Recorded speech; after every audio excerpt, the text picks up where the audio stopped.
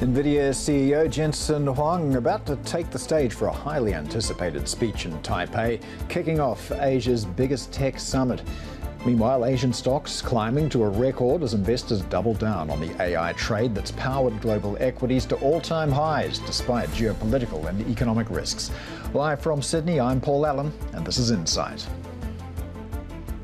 We've got oil rising after the US and Iran trade messages pushing for changes to a draft deal that could extend a ceasefire and reopen the Strait of Hormuz. Meanwhile, Israel expands its ground assault in Lebanon. US Defense Secretary Pete Hegseth avoids mentioning Taiwan during a speech at the Shangri-La Dialogue in Singapore. It's being seen as a sign of a softer stance toward China. And we have a strong lineup of voices from that gathering, including defense chiefs from Malaysia, the Philippines and Germany.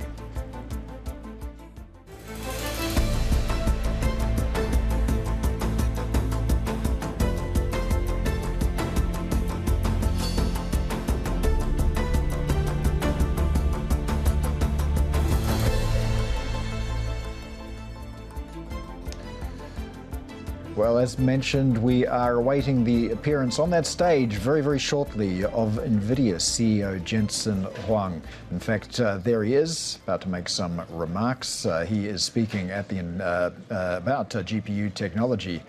That's video, actually, at the Computex Taipei conference. They've wrong-footed me there, but he will still be taking the stage very shortly. He'll get a hero's welcome, too. He's a local hero in Taiwan, born in the southern city of Tainan. We're expecting him to talk about the latest products, the role of Nvidia in Taiwan, and, of course, plans announced last week as well to invest $150 billion a year in Taiwan. Now, Computex, it's a huge event, 1,500 exhibitors there in Taipei from 33 countries. So let's get a little bit more on what markets are expecting from Nvidia CEO Jensen Huang's keynote speech.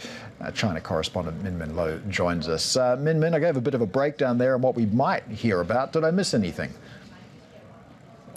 Yeah, I mean, if you just look at the market reaction already today, a lot of anticipation for Computex. You look at the biggest market movers on the TAIEX, some of those big tech names. I guess you could take a hint of what's moving from what happened over the weekend and what is dubbed as the $1 trillion banquet that Jensen Huang hosted in a meeting with his suppliers. You have TSMC CEO sitting next to him. You have Wistron, you have Asus and MediaTek as well. These are the companies that are moving today on the Taiwan Stock Exchange. And of course, yes, you mentioned new product offerings. We'll certainly be watching for any comments about the Vera Rubin AI computing platform, the new CPU that the company is developing. You mentioned the investment into Taiwan. We know the company is looking at building out a Taiwan headquarters that would be operational by 2030. So any progress on that could bring the company closer to its main supplier, TSMC, that would be of interest as well. It was previously reported that Nvidia was looking at developing an ARM-based PC chip as well that could pose a challenge to maybe Intel as well. So this is also something to look out for. And as you said, so many exhibitors that will be present there. We will be watching for any new product offerings from the other companies that are attending Computex as well, from the gaming developers, the hardware and software makers, and of course, a lot of concern around the challenges that the industry is facing, right? Particularly when it comes to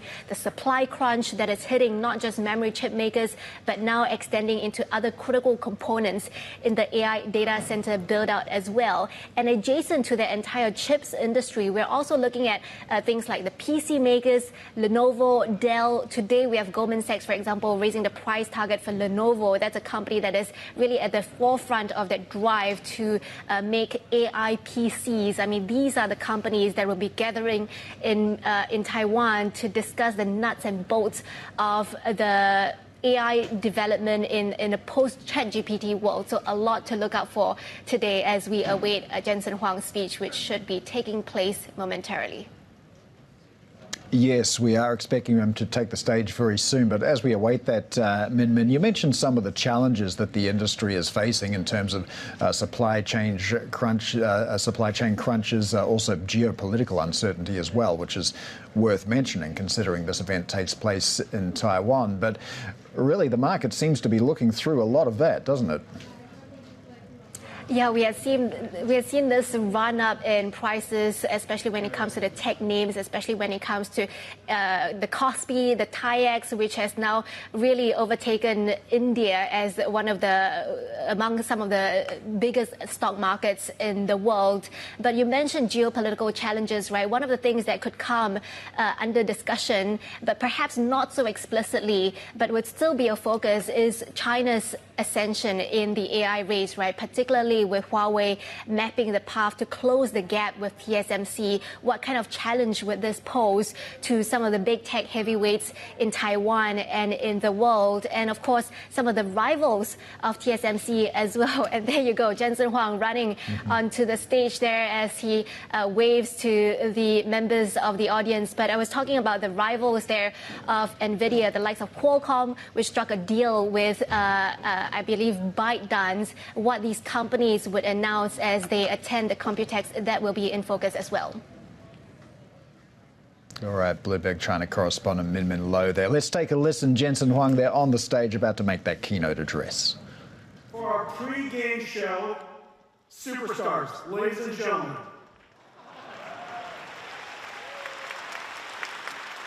Look how adorable they are.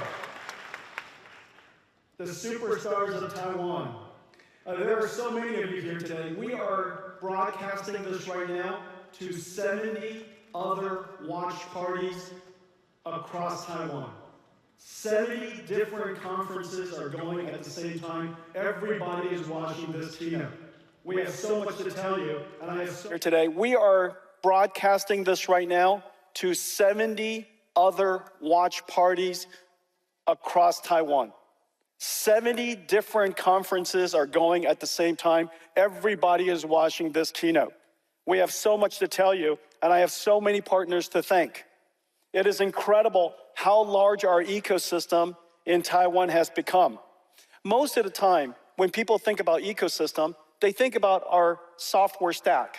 They think about the developer ecosystem above the computing systems that NVIDIA builds. But NVIDIA's ecosystem spans all the way upstream to all of our supply chain here in Taiwan, where it all begins, and downstream all the way to data centers and eventually to end users. Today, we're going to talk about almost all of the ecosystem. There's so many people to thank. I love my ecosystem here. I mean, there are so many companies here, and some of my favorite ecosystem partners.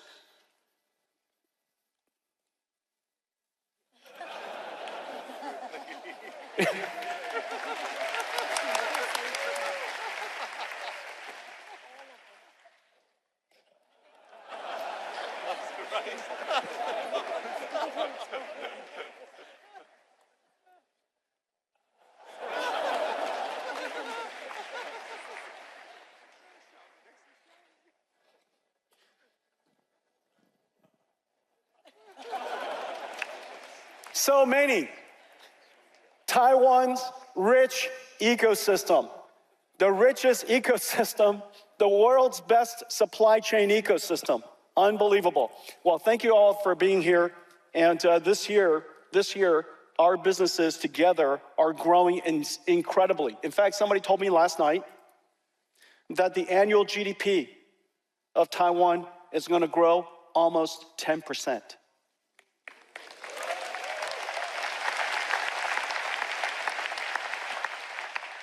Unbelievable. Well, we have a lot to talk about. Let's get going. 2 years ago when I was here, I started to talk to you about how AI has moved from generative AI and the other waves of AIs that are coming. The next wave of AI was Agentic AI. And today, we can say that Agentic AI has arrived, that useful AI has arrived. Now, what does this mean? This is GitHub. This is, of course, one of the first applications of Agentic AI is software coding, one of the most valuable professions. Incredibly large ecosystem, 30 million, 40 million professional software developers, probably another couple of hundred who are students and enthusiasts and so on and so forth. But say 30, 40 million software developers in the world code for a living. And this represents most of them. This is GitHub. The pull request is when they download software, they modify it, and commit is when they push it back up. Okay, and so if you could look at this, in 2023, the number of commits was 300 million. 2024, 400 million. 2025, 500 million commits. In the first few months of 2026, it has nearly tripled. Now, what does that mean? 30 million software developers representing about $3 trillion worth of GDP, producing that's what they're paid, $3 trillion worth of salaries per year, which is generating economic growth for the rest of the industries. Say $100 trillion of the world's industries is generated by $3 billion worth of salary. That $3 trillion, that $3 trillion worth of salary is now producing nearly 3 times as much output. It's effectively a $9 trillion productivity from $3 trillion of salaries. Does that make any sense? The difference is absolutely extraordinary. This is the potential. This is the promise of AI. The number of engineers, software engineers, is actually increasing. People talk about AI reducing jobs. Complete nonsense. It's causing more software engineers to be hired, and the reason for that is very simple.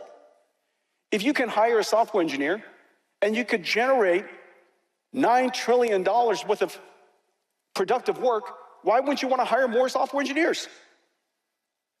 If that line was flat, then obviously people will hire fewer software engineers. But because the output is so incredible, people want to hire more software engineers. This is going to show up in our economy somehow soon. And so the first thing is useful AI has arrived. Now, what does that mean from the industry's perspective? From the industry's perspective, that means that tokens are now in extraordinary demand. Because if you could do this, you're going to want to produce more of it. And because tokens are now profitable units, tokens are now profitable units of revenues.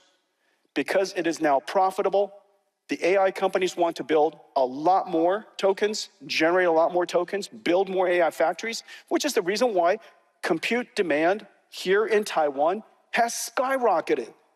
It is precisely the reason why all of you are so busy and your businesses are doing so well.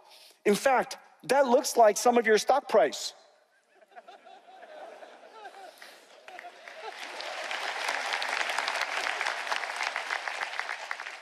The compute pattern has changed. Everything has changed. So the first idea is that useful AI has arrived. AI is now a profit generator. AI is now a GDP generator. Behind it is a whole new kind of computing pattern. Not just a large language model, but an agent. Today, almost everything we're going to talk about is going to be based on this. So let me take a quick moment and show you what I'm talking about. This is an agent. It's an agent application. In the old days, this would be application, this would be code, and this would be operating system.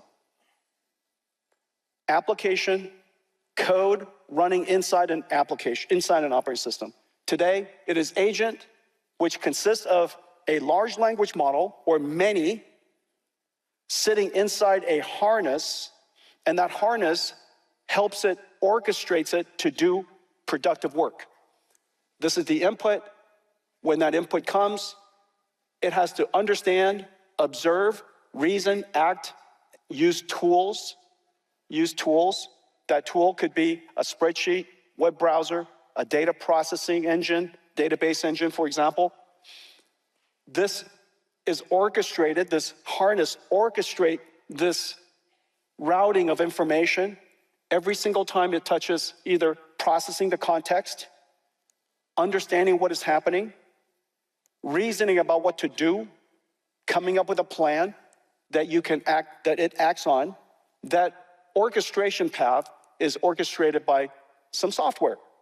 And so this is fundamentally an agent. It deals with short-term memory, called working memory, long-term memory, just like we do, we have long-term memory. And so the memory management system is incredibly important. This entire system is called an agent. The large language model is used to do the thinking, and the harness connects everything together, just like an operating system, okay? And so this is the new computing model, and this is what an agent. It could do incredible things. This is the big breakthrough. The simultaneous convergence of large language models that are now able to do a really good job thinking, reasoning, planning, using tools, and the fact that we have now these harnesses that manages memory, the orchestration, uses tools, we can now do amazing things. Let me give you some example. This is a prompt. This is the prompt. This is the code that is generated, and this comes out. This is the input. This is the input, and that's the output. What do you guys think? It's pretty amazing, right?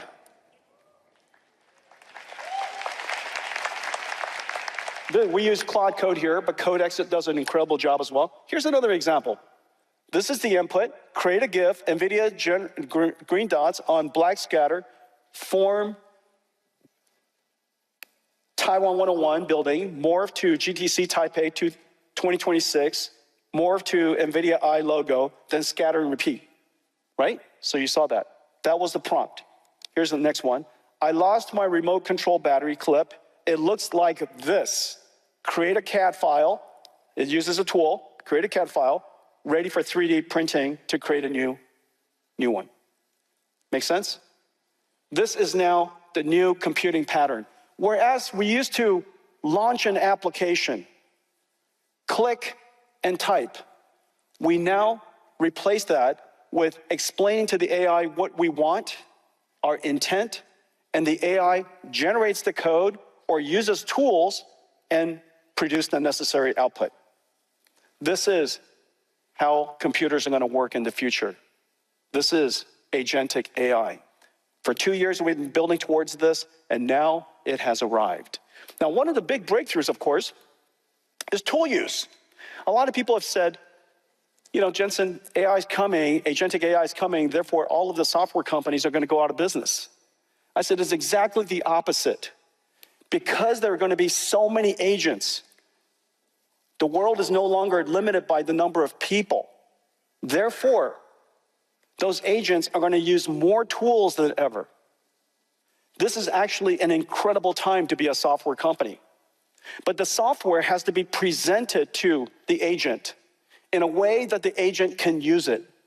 This is a big breakthrough. And in fact, what we have done, as you know, what NVIDIA's treasure is all of our CUDA libraries. I call them CUDA-X libraries. This is NVIDIA's treasure. Today, we're able to now present these CUDA-X libraries to agents who can use it much more effectively than even humans. And so this is a wonderful time for CUDA-X libraries. Let's take a look. 20 years ago, we built CUDA, a single architecture for accelerated computing. We reinvented computing. 1,000 CUDA-X libraries help developers make breakthroughs in every field of science and engineering. CUDA-X libraries are tools for agents. cuLitho for computational lithography. cuOpt for decision optimization. cuDSS for direct sparse solvers. AIQ for deep research across structured and unstructured documents. Ariel for AI RAN. Warp for differentiable physics. Parabricks for genomics. At their foundation are algorithms, and they are beautiful.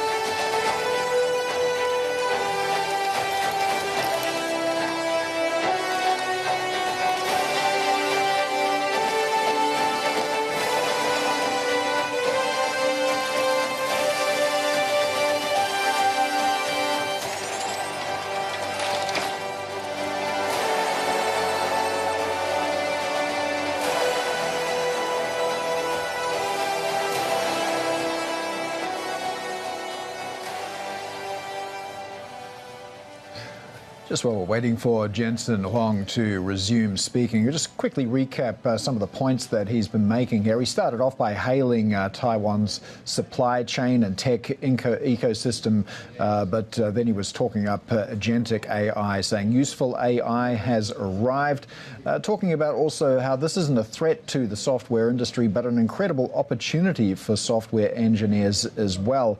He was saying we're seeing enormous growth and productivity exploding with AI, causing more software engineers to be hired, so AI having a multiplier effect on some of the things that software engineers can do.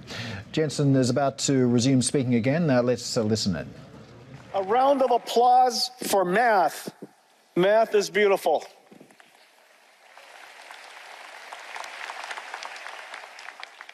The computing pattern of software is going to change. In fact, let's come back to this. This is the agent.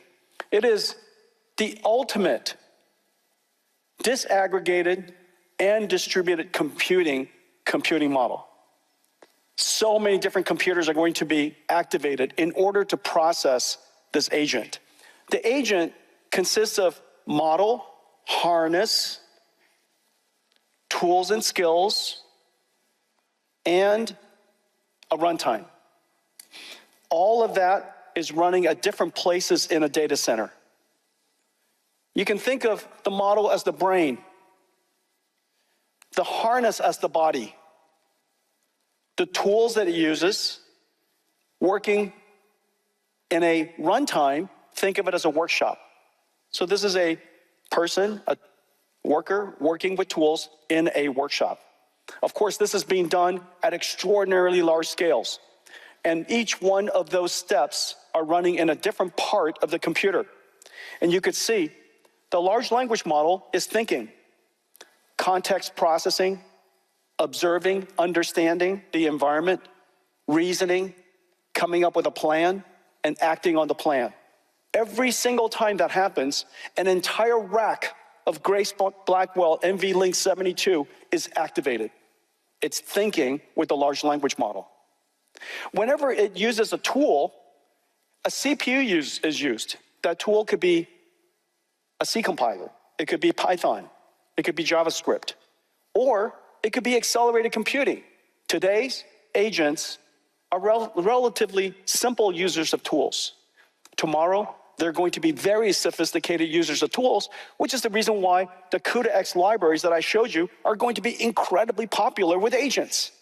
They solve some of the most important problems the world knows. And all of our CUDA-X libraries are now going to come with skills that the AI could learn how to use. So the CUDA-X library, some skills, basically a manual, the AI reads it and go, aha, that's how you use it. The ability to use these libraries by agents are going to be incredible. And so the tools run on CPUs and GPUs and large language models.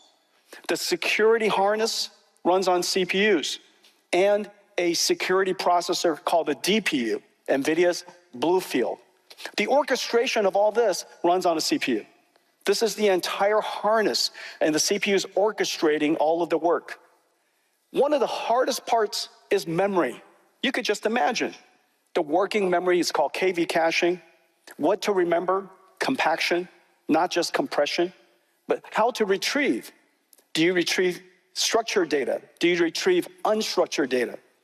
What is the ontology, the relationship of all of these different data to itself? That entire processing is incredibly complicated. The memory system of AIs is going to cause the storage system to be completely revolutionized.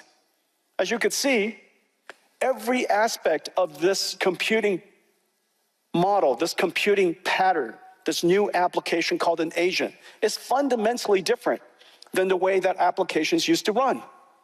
A whole bunch of software sitting inside a binary, sitting inside an operating system. This is the reason this disaggregated, this distributed, this heterogeneous computing problem is precisely the reason we built our next generation, Vera Rubin. Vera Rubin is not one chip. Vera Rubin is not a GPU only.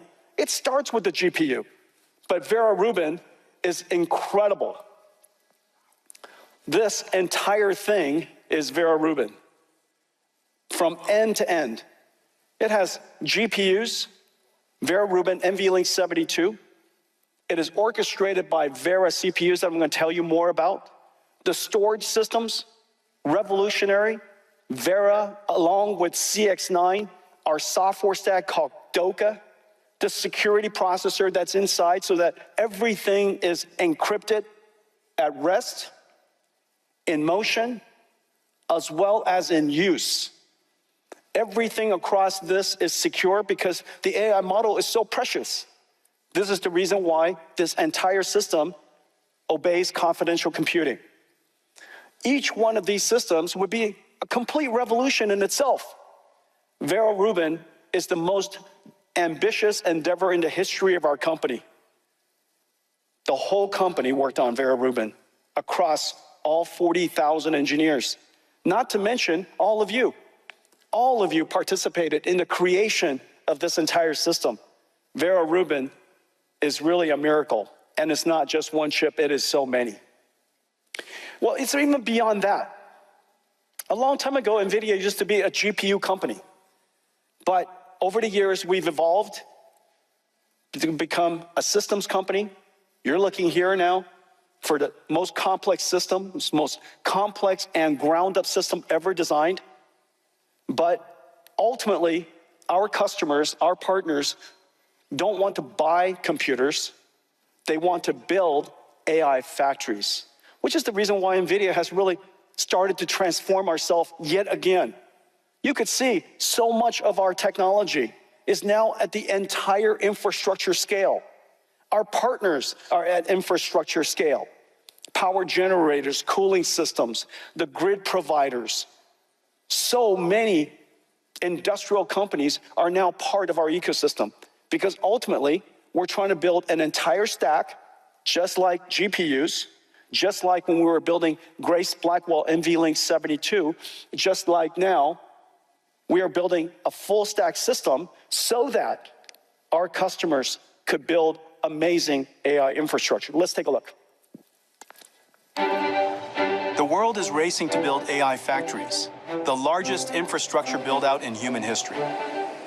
AI factories are incredibly complex, every layer, chip, rack, network. All right, while this video plays, we'll just recap some of those remarks from Jensen Huang's speech so far. He spent quite a bit of time explaining agentic AI tools, how it works, also talking about how every time somebody uses AI, an entire rack of Nvidia technology activates. Bloomberg's Ian King was writing recently about this kind of approach to public speaking from Jensen Huang. He does see his speeches as lectures to educate people about AI and Nvidia, and certainly the remarks so far do tend to be following that tone. He did also hail Vera Rubin chip just before he left off to show us this video, describing it as a miracle and also praising those people involved. But he had some interesting remarks a little bit earlier about the impact of AI on software engineers as well. He doesn't see this as a threat to software companies, but rather as a multiplier in many ways. He's saying that there are so many agents now, they can use tools more than ever. He said it's an incredible time to be a software company, but software does need to be presented to an agent in a way that that agent can use it. So these are some of the remarks we've had from Jensen Huang so far. This is the keynote address, of course, at the Computex conference in Taipei.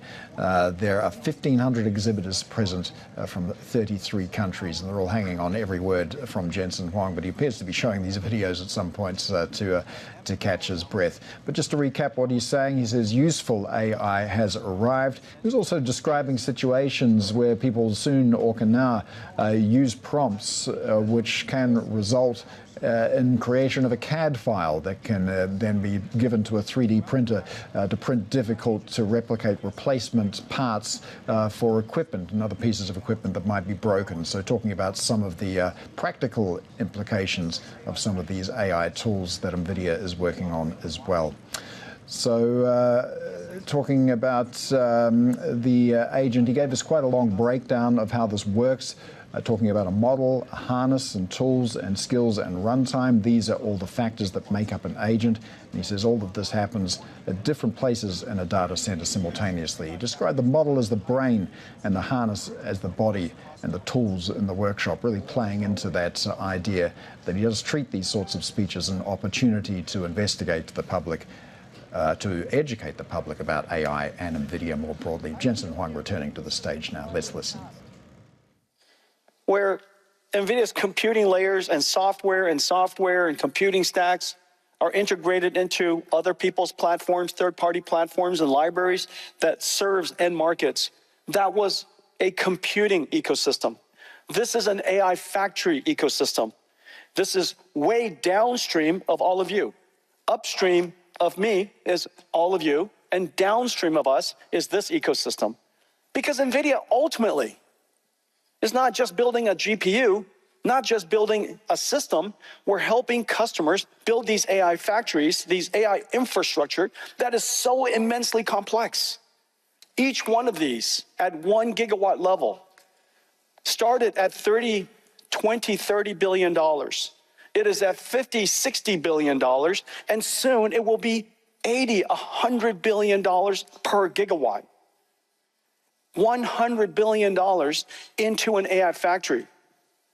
It must work the first time, and it must work right away. The cost of capital is incredible. The complexity is incredible. So as you see, we used to design a chip inside a computer. And then we simulated a system inside a computer. Today, you saw just now, everything was built in Omniverse. I've been working with Omniverse with all of you for a long time. This was the dream come true, so that we can build these gigantic systems as large as the world wants to build inside a digital framework, inside a digital simulator, in a digital world, long before we build the first break ground and put our money to work. So this is our ecosystem. We call it DSX. RTX is for our GPU, DGX is for our systems, and now DSX, basically infrastructure. Because of the work that we do here, across this entire stack, including our systems and software, it's the reason why we could work with small companies and enable them to be world-class AI clouds. Every one of these I'm about to show you are small companies just recently. And now CoreWeave is worth $50, $60, $70 billion and growing incredibly fast. Recently, we worked with Nebius, and again, they're growing incredibly fast. Each one of these clouds have incredible customers.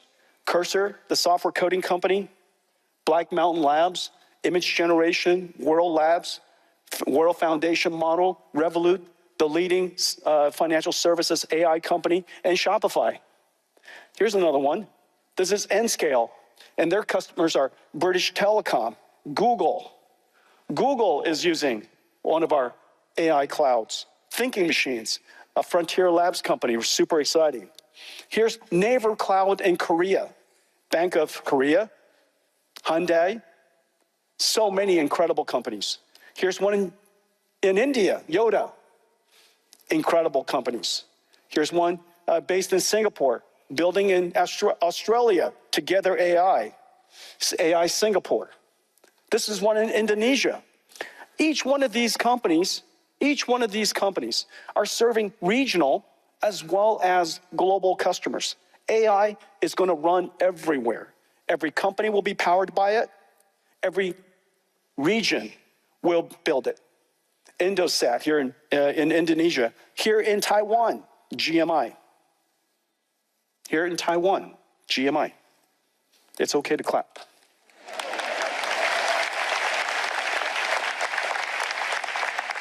So, incredible companies, incredible opportunity, but all of them need several things. Of course, they need the computing stack. This entire stack underneath, this is what made NVIDIA famous. All of our hardware and software and libraries, our connection into the world's ecosystem of third-party developers makes it possible for anyone to stand up an AI cloud. However, the AI cloud is so complex now This is the software version. This is the computer science version. The money version, the asset version is what I showed you earlier. It's a giant factory. Having this ability alone is not enough, which is the reason why Nvidia has become an AI infrastructure company. Now, doing this well and becoming incredibly good at helping customers build AI factories and deploying AI factories is incredibly important. And the reason for that is this: compute is revenue now. Compute is profit. The absence of revenues and profit is loss. And so it's really important to realize that this is an example of an AI infrastructure coming online. It could be coming online quickly. It could take a while. Its throughput could be high. It could be low. Its resilience and reliability could be good or bad. And its lifetime of usefulness could be long or short. Because this represents 50, 60, going to $100 billion. This curve matters greatly, which is the reason why Nvidia is such a great partner. Working with us because of our fully integrated capability, we didn't just come up with a PowerPoint slide. We created the entire infrastructure. We connected everything together. We built out billions and billions of it ourselves to make sure that everything works well. As a result of that, our time to first token, our time to first inference, our time to training turned on is much faster. Second, because our throughput per watt, our tokens per watt is utterly world-class. And the reason for that is because we integrate everything, we design everything from the ground up, we simulate the entire system, and we use extreme co-design. Just like I showed you just now with the Vera Rubin rack, everything was designed in order to deliver on this incredible throughput. If your data center, if your factory has 1 gigawatt, it will not have more. 1 gigawatt means 1 gigawatt. That's all the power generation you could do. If you have 1 gigawatt of power, then throughput per watt is revenues, because every token is profitable. Every token is revenues. This is the future. Compute is revenues.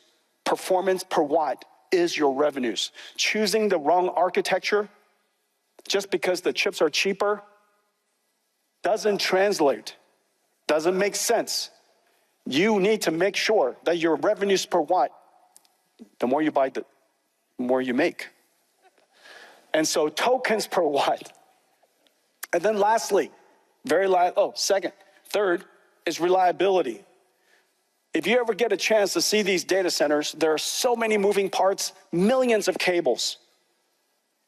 The ability for all of those computers to work harmoniously, reliably, is extremely low. It is just extremely difficult. We have now been operating very large scale for a very long time. That experience matters. That difference, mean time between interrupts, extremely important. And then lastly, this is very hard. The lifetime of these systems, the software is changing all the time. 4 years ago, which is in the time of Hopper, AI has completely changed. 6 years ago, this is the time frame of Ampere, AI has completely changed. We started out talking about CNNs. Here we are, then we talked about transformers, and then we talked about mixture of experts. Now we're talking about agentic systems. Every single generation, every single few months, the software industry is coming up with new technology. If your architecture is not flexible, if your ecosystem is not rich, then this curve cannot be long. You cannot predict how long your system can last. I can. Nvidia systems is all over the world. software developers start with NVIDIA CUDA. And by definition, therefore, the life, the ecosystem, the useful asset is going to be much longer. The difference is essentially cost. You could think of it as revenues, but the other side of revenues is cost. If the life of the asset is long, the TCO is low. This is the difference. This is what it looks like when compute. The more you buy, the more you make.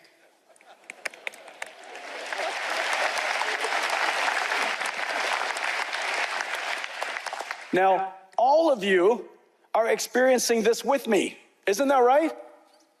All of your demand, your factories are working so hard, your people are working so hard all across Taiwan because everybody wants to make money. They realize that AI, useful AI is here. Profitable AI is here. Compute demand is incredibly high, and compute demand is the constraint. And so let's go work super, super hard and help the world stand up AI factories everywhere. This is why it's so important. I'm so happy. Here I am standing in front of you. Vera Rubin is in full production.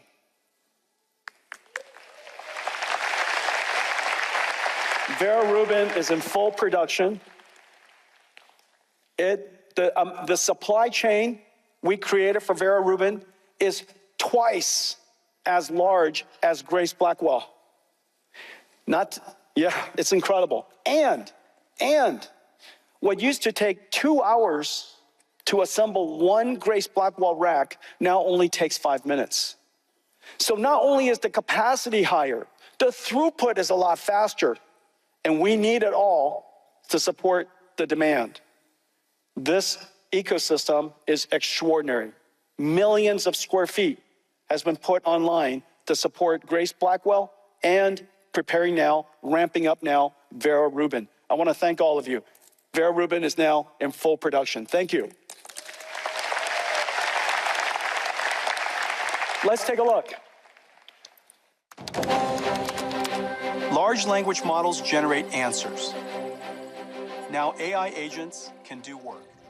All right, Jensen Huang taking another little breather there, just saying that the Vera Rubin now in full production, and what used to take 2 hours to assemble a rack in the Blackwell era now only takes 5 minutes. So ramping up capacity there. He also says, well, for more on how AI is becoming a macro theme, let's get over to Anthony Stevens now, joins us from Hong Kong. Anthony, Korea, Taiwan, really off to the races now, and forget all the stories about geopolitics and oil and the risk around energy supply. What is this telling us today? We've gotten off to a really strong start in Korea and Taiwan today, and that's based off macro numbers that are seeing AI feed in a very meaningful way. Taiwan is estimated to grow at around close to 10% when they revise their numbers higher. That is a good-sized growth number for a company, let alone an entire country, right? And you have Korea having exports in the high 50% range, which is the fastest growth before I was born, to be honest.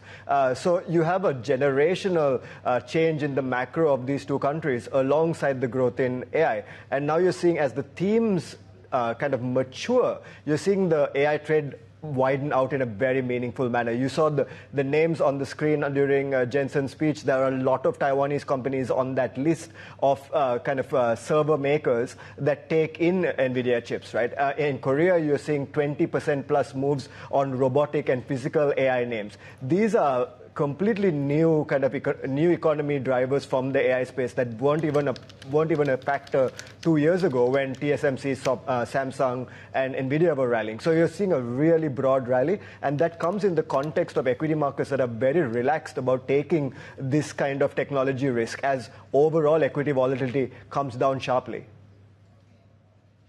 Well, Nvidia CEO Jensen Huang also saying there that the arrival of Agentic AI is going to drive business for software companies, not going to put them out of business. Is this something that the market agrees with? We saw that a little bit yesterday. We saw software rally very hard on the Friday session, up 6% against the flat S&P 500. A lot of these guidance from software companies now moving into the back half of the year is talking about monetizing the AI revolution, trying to find new verticals where AI can empower these software as a service companies. And we've heard very similar commentary from the Indian software makers earlier in the year that they're looking to find ways of business process automation, of enabling AI kind of related business lines. A lot of companies engaged in like the regular business of life now need to have AI workflows. And there is a software element towards enabling those workflows. Now, how much of those business lines can be handled by the likes of OpenAI, Anthropic, SpaceX, and what have you, and how many of that business line stays within the software industry? Now, that's up for grabs. Jensen Huang was also saying there that compute equals revenue now. Does the market agree with that, or is he talking his book here?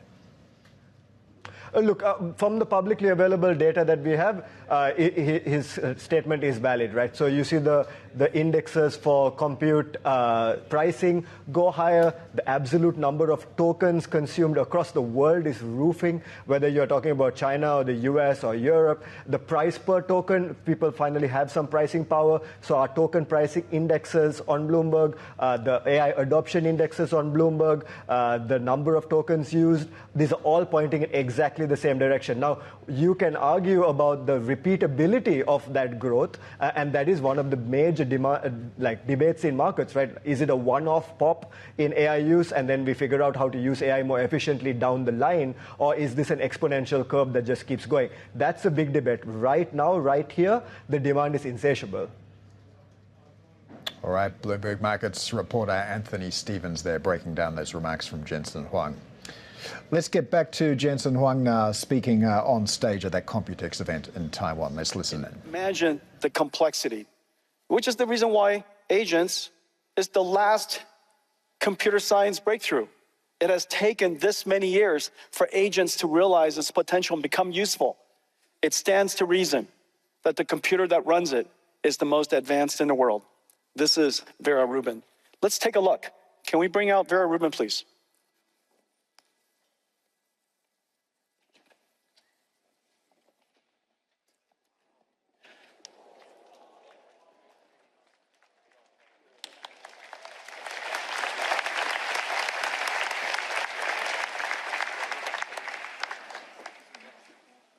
And Janine, do we have the racks, the systems? It looks heavy. This is Vera Rubin. Vera Rubin NVLink 72. This is the Grok LPX. At the next GTC, I'm going to talk to you about a lot more of this. Today, we have so much to talk to you about. This is Vera CPU rack, 256 CPUs, all liquid cooled. Let me tell you about Vera in just a moment. This is the Vera Bluefield storage processing system and also security system. And of course, this is our Mellanox networking, the world's first CPO.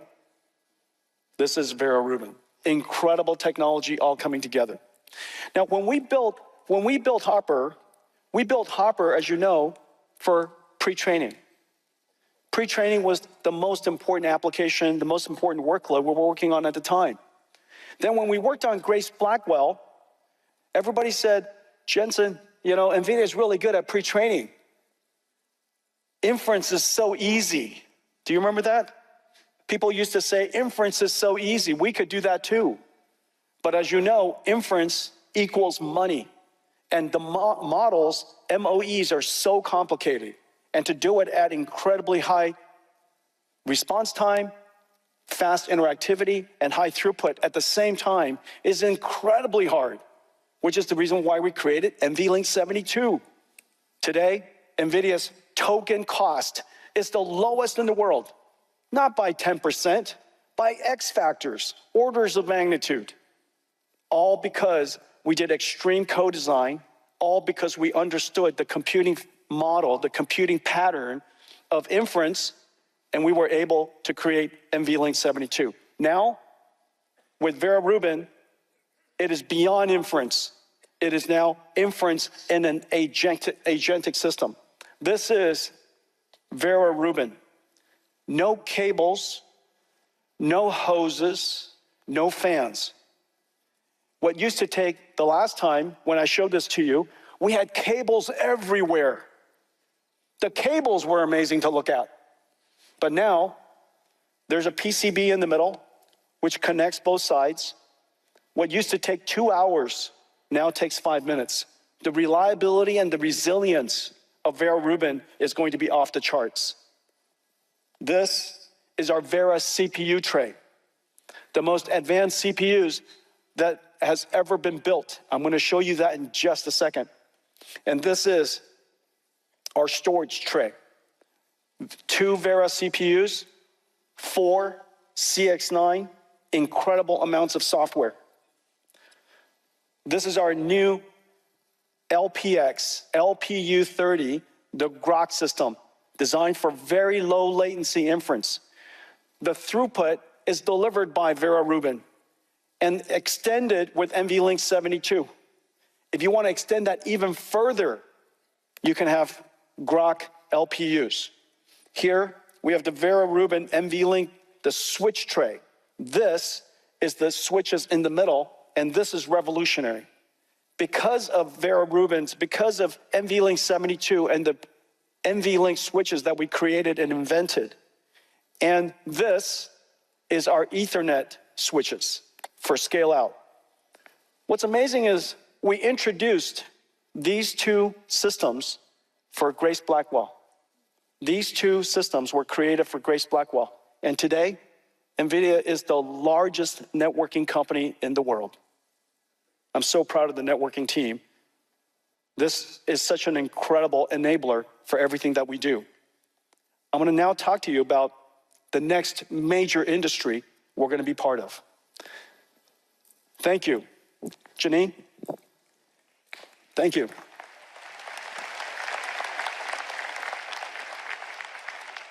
Zaijian.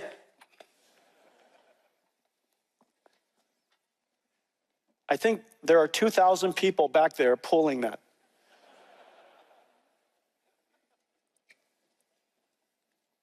Okay, let's talk about CPUs. Vera CPUs. CPUs built for the age of AI. All of the CPUs until now were created for people. We were the users. We were the users. We were the renters. The way we use CPUs, we live in a world counted by seconds. The way we rent CPUs in the cloud, each one of them, more CPU cores you have, the more you can rent. The economics of the use case of the old CPU and the economics of the old CPU, fundamentally different than agents. Agents are impatient. They don't live in a world that is in seconds. They live in a world that's in nanoseconds. When it uses a tool, it wants the response time to be as fast as possible. When it accesses database, it has to come back as soon as possible. Every moment that the agent is waiting keeps it from going to the next step, the next step, the next step. It is vital that we make the CPUs as low latency as possible, as interactive as possible. So we created Vera CPU for the age of AI. Now, inside our system, it's used for 3 different ways. The first way, of course, is Vera Rubin for thinking. And inside the Vera Rubin rack, there are already 2 CPUs. As you know, we are building and selling millions of Vera Rubins. We have sold millions of Grace Blackwells. Nvidia already is one of the largest CPU makers in the world. In the Vera Rubin rack are 2 CPUs. One for orchestrating and managing the GPUs, managing the KV cache, dealing with all of the software that runs. We'll have to leave Jensen Huang at the Computex event there, but there he was showing off Vera Rubin, which he says is in full production. Vera Rubin, built to run agents, has no cables, no hoses, no fans. An impressive sight that it was. If you wish to continue watching Jensen Huang and you're a Bloomberg subscriber, you can do so on Live Go. But that is it for Insight. Horizons Middle East and Africa are up next. Keep it here with us. This is Bloomberg.